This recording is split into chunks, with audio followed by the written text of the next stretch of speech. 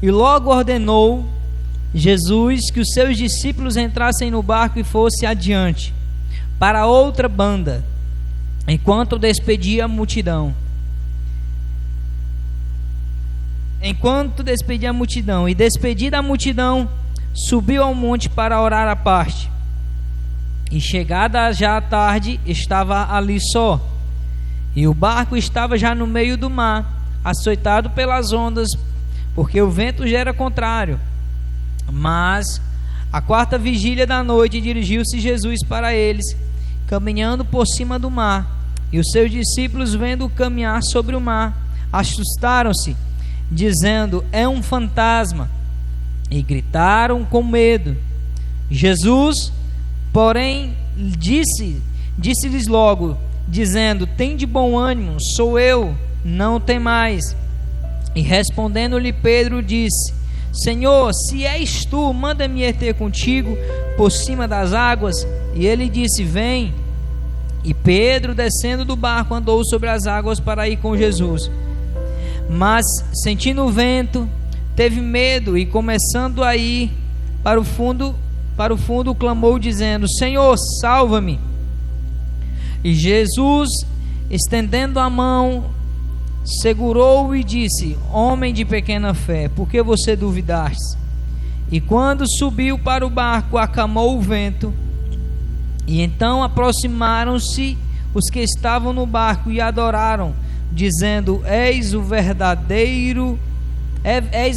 verdadeiramente o Filho de Deus. Curva a sua cabeça, vamos estar orando. Peça ao Espírito Santo que esteja falando com cada um de nós esta noite. Ó Espírito Santo, nos alegramos por tudo que o Senhor já tem feito aqui esta noite, mas nós queremos mais de Ti, Senhor, pois Tu és aquele que jorra fonte de águas vivas, Senhor. O Senhor sempre tem algo a mais para cada um de nós. Então, ó Deus, nos sacia, nos alimenta, nos fortalece. Querido Deus, que a Tua palavra ela venha para reproduzir o resultado na qual será mandada. Seja com cada um de nós aqui, toma nossas mentes e corações cativas em obediência a Ti. Em nome do Teu Filho, que o temor se apodere desse lugar. Oh querido Deus, nós queremos ouvir a Tua voz, a Tua doce voz. Continua falando conosco, Pai. Em nome de Jesus, amém e amém. Thank you. Vai chegar um tempo de um iPad, irmão. Profetizaram para me dar o pastor. Ainda olha, nem eu devo ter que dar, viu? Uma irmã profetizou ali. E ele recebeu. Olha, irmã. Tá. Né, irmão? Tá no Shalom aí. O Shalom tá pousando aí. Irmãos, nós lemos aqui uma passagem bastante conhecida, que é Jesus andando sobre o mar. E no capítulo 14 já se inicia falando ali sobre uma festa, e que uma jovem dança para o rei Herodes, e esse homem gosta tanto da dança dessa moça e diz: olha, pede o que tu quer. E aquela moça pediu coisa pouca, pediu a cabeça de João Batista. E ele foi e deu a cabeça daquele homem para aquela moça. Jesus, ele ficou tão dolorido com aquela notícia, que logo depois dali os discípulos pegaram o corpo de João Batista, enterraram e contaram para ele. Jesus ficou muito triste e saiu para um lugar deserto, se afastou daquele povo que estava ali e foi para um lugar distante. Mas o pessoal viram para onde ele foi, e foi todos atrás dele.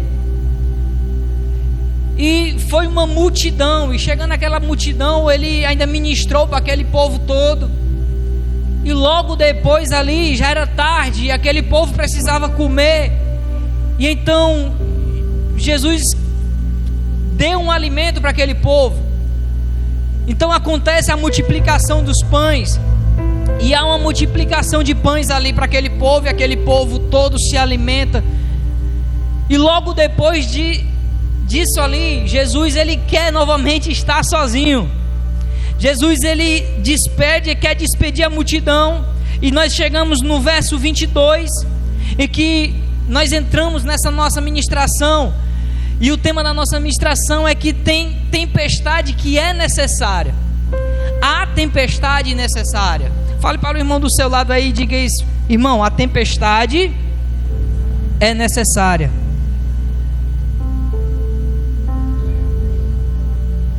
E Jesus, quando chega nesse capítulo, no versículo 22, ele quer estar a sós, ele quer ficar só para um momento dele com o Pai. E então ele chega até os seus discípulos e lhe dá uma ordem. E nós entramos no primeiro ponto. Irmãos, quando a tempestade vem, porque ela quer trabalhar em algo em nós. A tempestade ela vem para mudar algo em nós. A tempestade ela não vem em vão, a tempestade não acontece em vão. E tantas outras coisas que ela vem para mudar. Ela vem para mudar a vida desses discípulos. Eles já ouviram muito, eles já aprenderam muito, mas precisava algo ainda. E Jesus chega para eles e dá logo uma ordem. Eu acho interessante que em Mateus aqui ele vai dizer e logo ordenou. E em Marcos vai dizer que Jesus obrigou. Irmãos, ele aqui usa um termo muito duro, que é ordenar, que é obrigar. Ou seja, aqueles homens estavam seguindo ele por livre e espontânea vontade. Eles poderiam muito bem dizer assim: quem é esse cara para ficar mandando assim? Esse cara vai logo dando ordem, vai soltar a gente nesse barco aqui, e vai para onde? Por que ele não vai conosco? Porque Jesus despediu eles e depois iria despedir as multidões, a multidão que estava, e ele ia ficar a sós um pouco. Então tinha questionamentos a fazerem, tinha questionamento a fazer com o mestre. Mas essa tempestade às vezes é necessária para trabalhar o nosso ego, para trabalhar a nossa personalidade, para trabalhar isso, para mostrar realmente quem nós somos. Se tem uma coisa que o Senhor abomina, é o orgulho e a soberba. Se tem uma coisa que o Senhor abomina, é isso.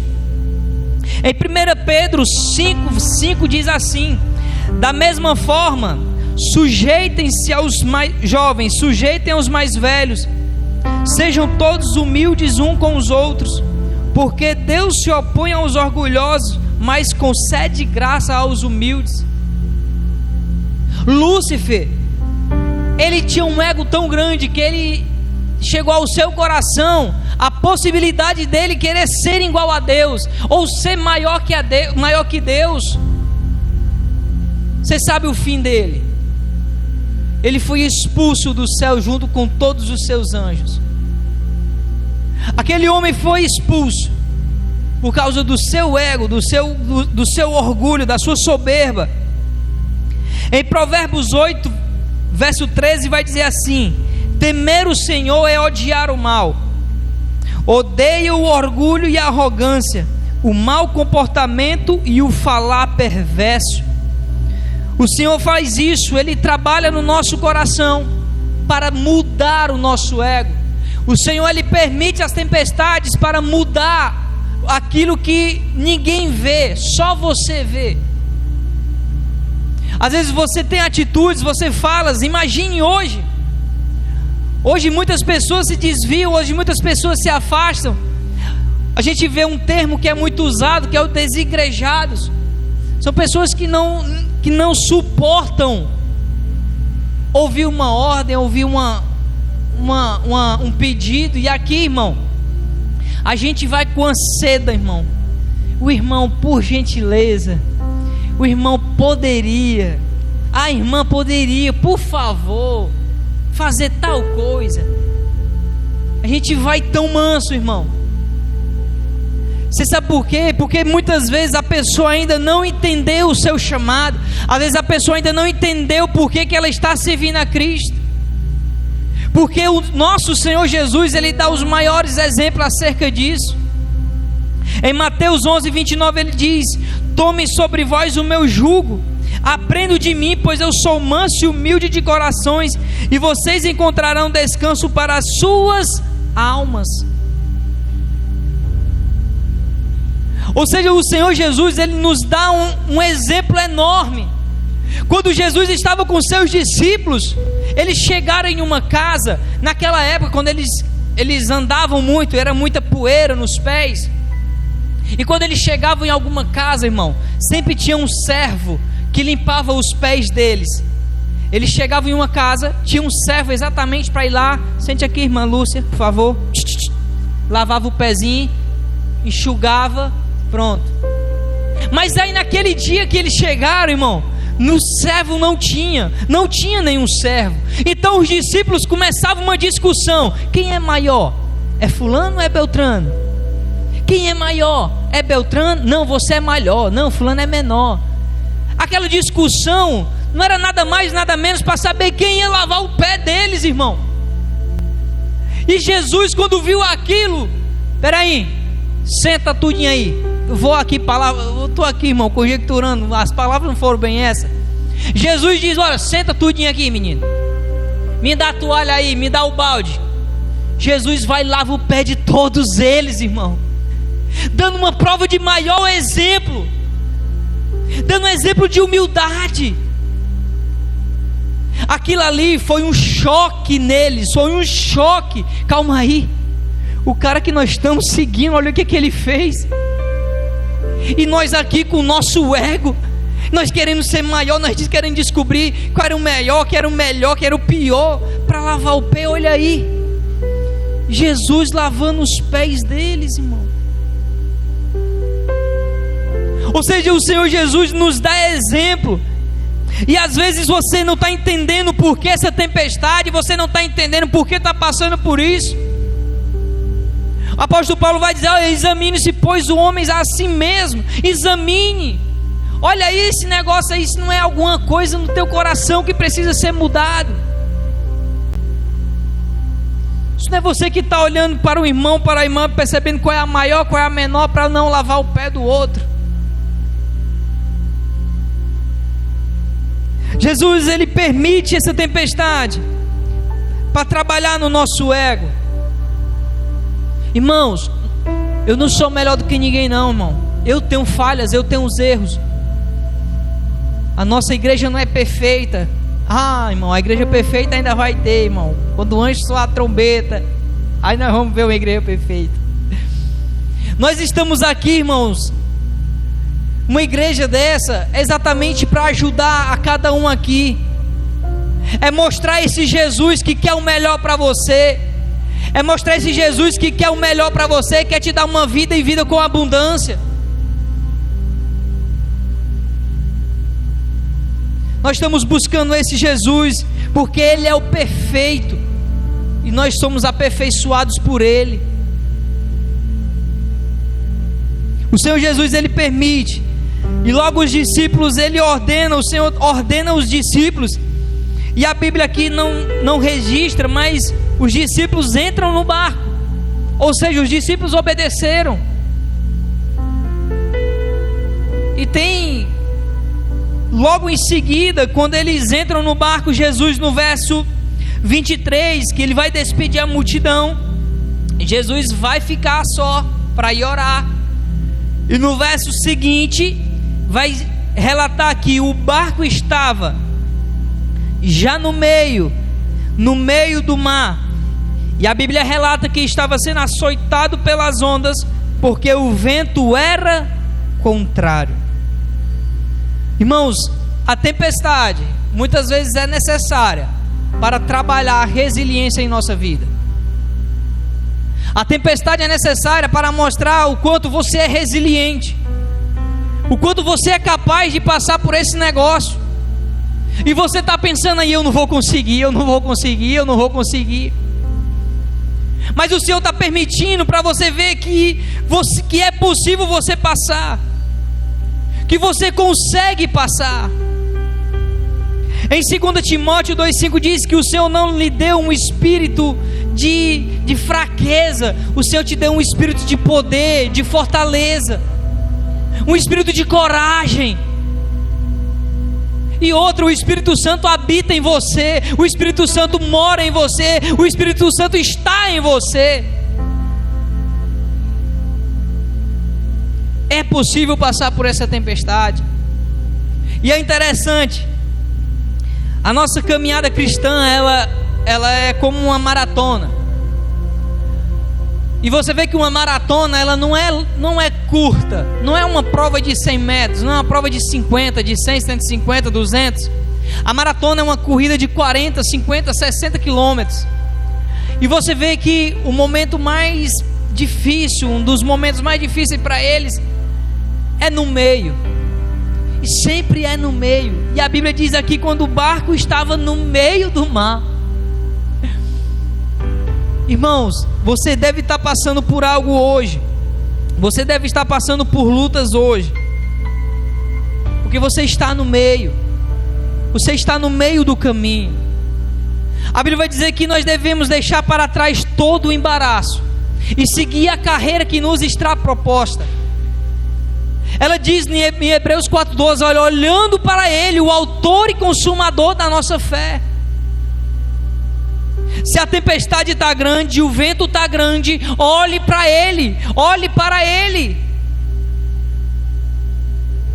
porque Ele vai prover o recurso. Ele vai prover o recurso para você se sair. Ele vai prover o recurso para você superar isso. Porque o Senhor, irmão, lhe fez a imagem e semelhança dele. Ele lhe fez com entendimento. Você vai conseguir passar por isso aí. Assenta o teu coração, pensa, se entrega a Ele, se entregue a Ele. Que eu tenho certeza que o Senhor está trabalhando essa resiliência em você, para você superar esses problemas, superar essas dificuldades. Às vezes a gente olha na internet e vê mil maneiras lá de abrir um negócio. Às vezes a pessoa está passando por uma luta, uma dificuldade financeira. Naquele tempo da pandemia, quantas pessoas não abriram um negócio e hoje estão bem sucedidas? Porque o Senhor mostrou àquela pessoa uma resiliência que ela tinha e ela não sabia. Talvez você outro dia era funcionário, você era peão, mas hoje você tem um negócio. Outro dia você fazia isso, mas o Senhor te mostrou que você é capaz de fazer essa outra coisa. Porque o Senhor, Ele te mostra isso, o potencial que há em você. O potencial que há em você. Eu não estou dizendo que é para você confiar somente na força do teu braço. Não, eu estou dizendo que é através dele, irmão. Nele você pode muitas coisas. Nele você pode muitas coisas. Você pode ir além. Irmão, a gente vê cada coisa andando. É um irmãozinho vendendo uma tapioca, é um irmãozinho fazendo aquilo, é um irmãozinho vendendo cada coisa. A pessoa viu uma oportunidade. Ou seja, a tempestade, ela muitas vezes vem para te mostrar. Às vezes você está acomodado. Você está acomodado. Você está lá. Tem um amigo nosso que trabalha ali, trabalha em uma empresa de vajota, e ele contando quanto ele já vinha ganhando no trabalho dele. Irmão, para ele é muito pouco, mas ele já vinha há mais de 10 anos nessa empresa, irmão. E ele já estava tão acostumado com aquele negócio, que aparecia outras oportunidades para ele ganhar 2, 3, 4 vezes mais, mas ele não ia. Ele dizia, não, Bruno, mas aí eu vou pegar tal cidade, cara, eu vou ter que andar mais 2 cidades, não sei o que, e botava uma dificuldade. Eu conversei com ele quarta-feira, ele mudou de empresa, criou coragem. Mas eu tenho certeza que o Senhor vai mostrar a ele que ele é capaz. E o Senhor mostra, com certeza. O Senhor mostra, o Senhor dá forças, o Senhor capacita, o Senhor prepara. Porque as tempestades, elas vêm para isso, para mostrar o potencial que há em você. E estava ali só, e logo o barco já estava no meio do mar, açoitado pelas ondas, porque o vento era contrário. E no verso 26 diz: mas à 4ª vigília da noite dirigiu-se Jesus para eles, caminhando por cima do mar. Jesus, ele aqui agora se dirige a eles. E essa tempestade, irmão, nos mostra que para a hora que Jesus botou eles no barco, para a hora que Jesus vai até eles, irmão, tem muito tempo. E a gente vê aqui que o Senhor nos ensina a esperar nele, que o Senhor nos ensina a esperar e confiar que Ele vai. Ele foi aqui na quarta vigília da noite, ouvindo as ministrações do pastor João, era entre 3 e 6 da manhã já. Entre 3 ou 6 da manhã. Ou seja, já estava amanhecendo, irmão. Aquele versículo que o choro dura uma noite, mas a alegria vem pela manhã, se aplica literalmente aqui. Mas às vezes nós queremos o Kairos de Deus, mas nós estamos no Cronos. O Kairos é o tempo de Deus, é o tempo dele. Ele sabe a hora certa, o momento. Às vezes nós queremos coisas para agora, irmã. Eu quero agora. Mas o Senhor diz: não, nem agora. O que eu posso te dizer é que diante dessa tempestade, desse problema, dessa circunstância, que você ore e peça a Deus para preparar teu coração, porque o que Ele vai fazer é coisa grande. Ou seja, peça ao Senhor direção. Senhor, me dá condição, tira o orgulho, prepara meu coração, porque eu sei que o que o Senhor está fazendo é coisa grande. No momento, na hora certa, o Kairos dele vai agir sobre a tua vida. Porque uma hora para mim não é uma hora para Ele, 2 dias para mim não é 2 dias para Ele. Em Isaías 40:31 diz: mas aqueles que esperam no Senhor renovarão as suas forças, voarão alto como águias, correrão e não ficarão exaustos, andam e não se cansam. Isaías 33:2 diz: Senhor, tem misericórdia de nós, pois em Ti esperamos. Sê Tu a nossa força cada manhã, nossa salvação na hora do perigo. No Provérbios 20:22 diz: eu farei pagar pelo mal que me fez. Espere pelo Senhor, e Ele dará a vitória a você. Ou seja, espere nele, confie nele, que Ele está, meu irmão. O barco está balançando, o vento está açoitando, o vento está balançando, a água está açoitando o barco. Mas Ele está dizendo aqui que Ele foi em direção a eles. Se Ele for, Ele vai chegar lá. Mais à frente,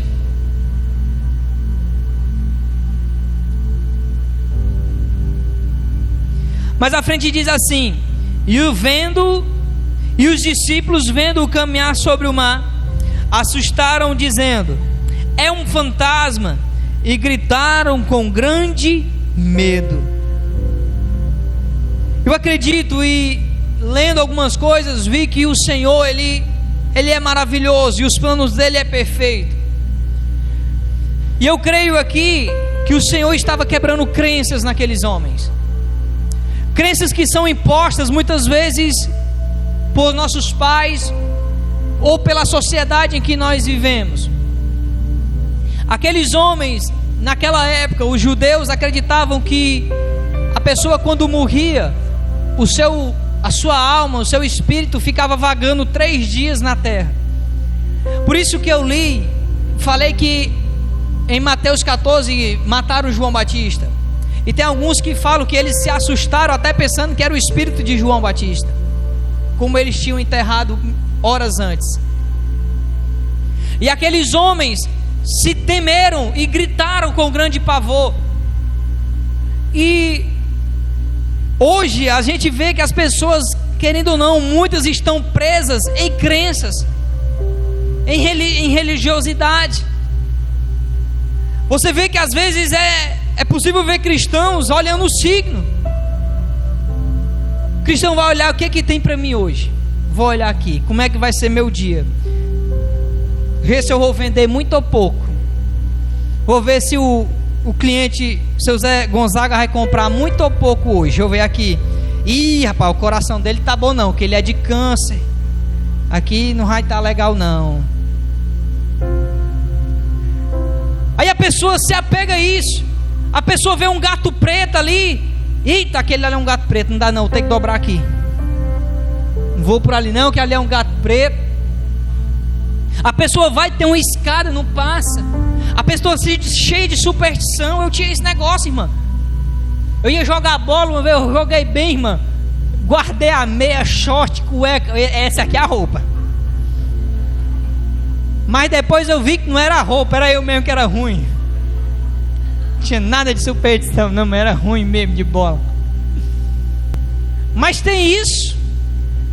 Tem um jogador famoso aí, que ele joga desde quando começou com a mesma chuteira.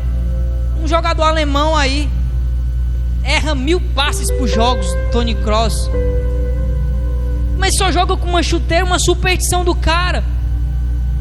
Ou seja, às vezes os cristãos ainda estão presos a isso, estão presos em crenças, nessas coisas, e não consegue ver que é Jesus que está diante deles. Pensa que é um fantasma, pensa que é um bicho, pensa que é alguma coisa, mas é Jesus, o Nazareno. Jesus está diante deles. Esse momento de fé é importantíssimo para quebrar a cultura que as pessoas botam que dinheiro é ruim, que dinheiro não presta, não sei o que, isso, aquilo, outro. Aí a pessoa fica com essa crença, irmão, e não prospera, não bota um negócio, não vai para frente. Mas eu creio em nome de Jesus que essa tempestade veio, irmão, para o Senhor quebrar toda e qualquer crença que ainda havia na tua vida. O Senhor está quebrando em nome de Jesus. O teu signo vai ser a palavra de Deus. Não vai ter mais esse negócio de superstição não, irmão. O teu tudo foi pago lá na cruz.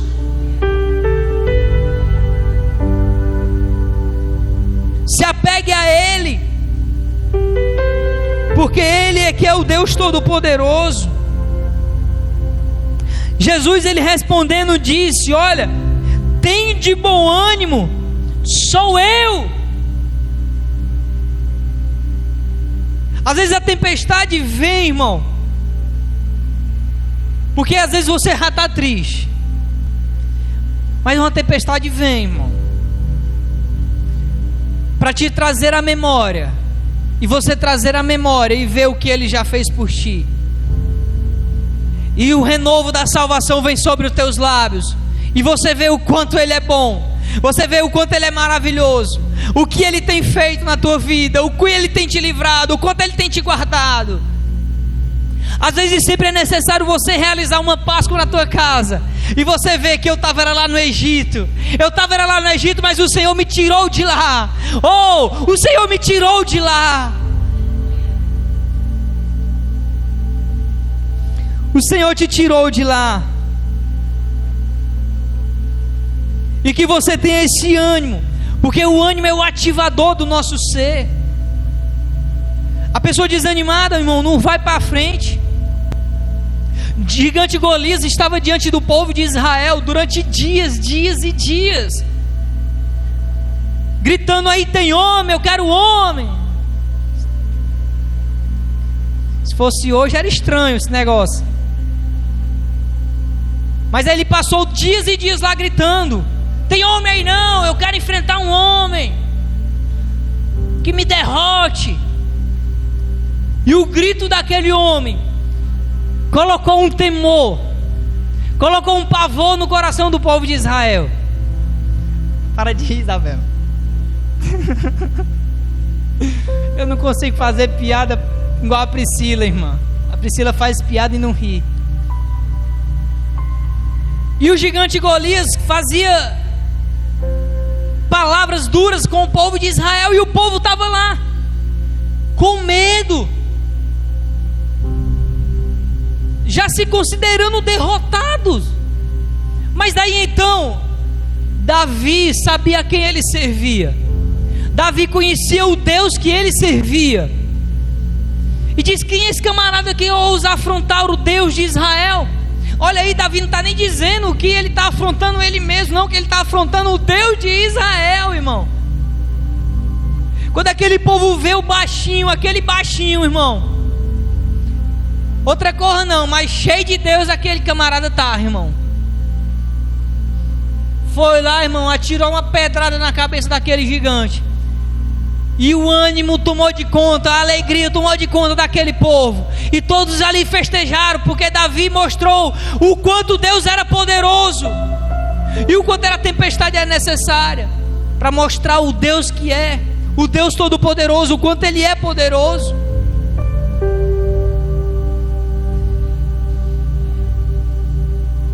O ânimo, ele traz a reviravolta na vida do suicida, na vida do dependente químico.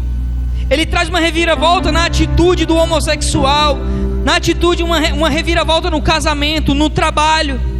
A palavra ânimo, ela é carregada de poder.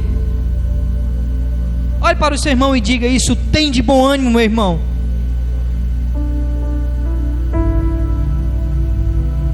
Tem de bom ânimo. Às vezes quando você estiver desanimadinho, irmão, bota um louvor nesse negócio. Esse louvor que a irmã ministrou, eu acho bonito demais, irmão. Tu és quem a minha alma esperou. Ah, irmão, dá vontade de pular esse negócio. A minha alma estava esperando por Ele, a fonte da vida que me encontrou.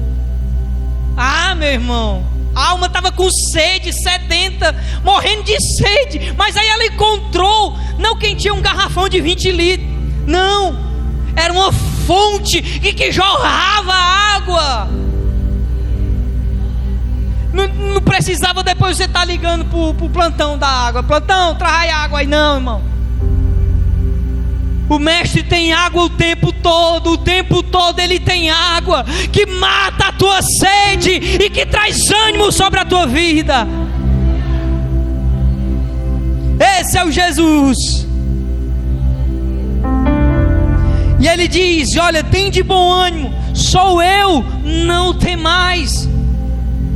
Porque o medo, ele quer nos parar, ele quer nos paralisar. E se eu visse aquele fantasma, eu acho que eu não era diferente.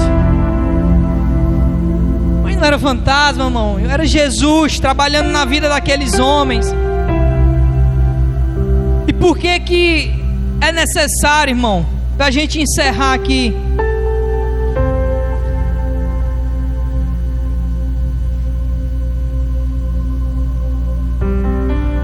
Em Marcos, no capítulo 6,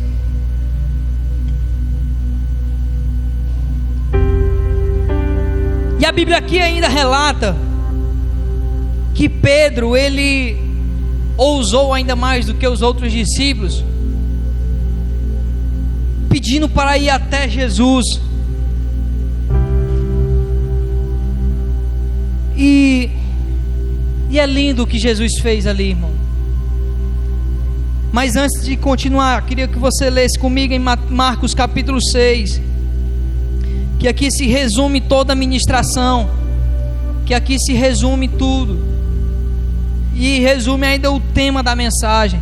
Em Marcos 6, no verso 52, aqui em Marcos 6 ele também relata a tempestade.